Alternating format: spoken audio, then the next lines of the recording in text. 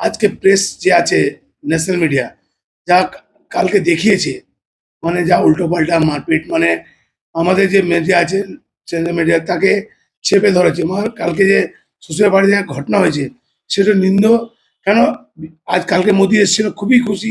কেন প্রধানমন্ত্রী আমার বেঙ্গলে এসেছিল কিছু ইলেকশন নিয়ে কথাবার্তা বলার জন্য।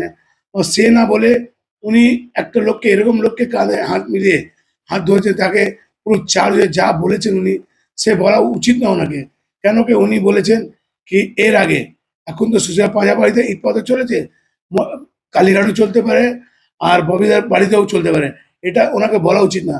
ওনাকে আগার মানুষকে বেঙ্গলে ভোট দিতে গেলে মানুষের মনের মধ্যে আসতে হবে কি মানুষ চায় কি বিজেপি এরকম শাসন লোক কি কোনোদিন কোনো শান্তিপূর্ণ ভোট চায় না। ওনার যতক্ষণ ওরা মারপিট না করলে ওনার মনে শান্তি হয় না। দেখুন ছোট্ট মোট্ট একটা ঘটনা থেকে বড় ঘটনা করে ফেলে, কত লোক ইনজোর্ড করে ফেলেছে, সেটা অনেক নিন্দেয়। কেন কি আজকে আমাদের বেঙ্গলটা যত খুবই ভালো, খুবই শান্তপুরো। কি এত বড় আফতার পার্টি, রমজান মাস চলছে। দিদি সব জায়গায় রমজান মাস যাচ্ছে কেন? দিদি কোনোদিন চায় না আমার বেঙ্গল খারাপ হোক। কেন দিদি চাইছে যখনও আমি আছি বেঙ্গলে, বেঙ্গলটা সংস্কৃতিটা থাকুক। আর দিলীপ ঘোষ যে কালকে বলেছে এই কথাটা, কেন আমাকে যে এটা করা গেছে, আমাকে বলেছে বলেছে কি, কি মোদি বলেছে এটা তো এখন ট্রেলার আছে, এরপরে আগে কি হবে দেখানো যাবে।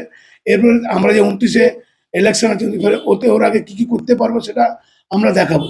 সেটা জীবনে হবে না। মোদি একটু চার্জ করে গেছে, তা ওই নিয়ে সাহসটা বেড়ে গেছে। বেঙ্গলের লোক ওনার সাহসটা জীবনে বাড়তে দেবে না। উনি হার্ডলি 220টা আসন পেলেই ওনার কপাল খুলে, ওটাও পাবে কি পাবে না জানি না। উনি দেখবেন কি বেঙ্গল কিভাবে বিজেপিকে তাড়াবে। ওর পর দিলীপ ঘোষ যা বলেছে ইলেকশনের পর দেখাবো আমরা কি করতে পারি দিলীপ ঘোষকে।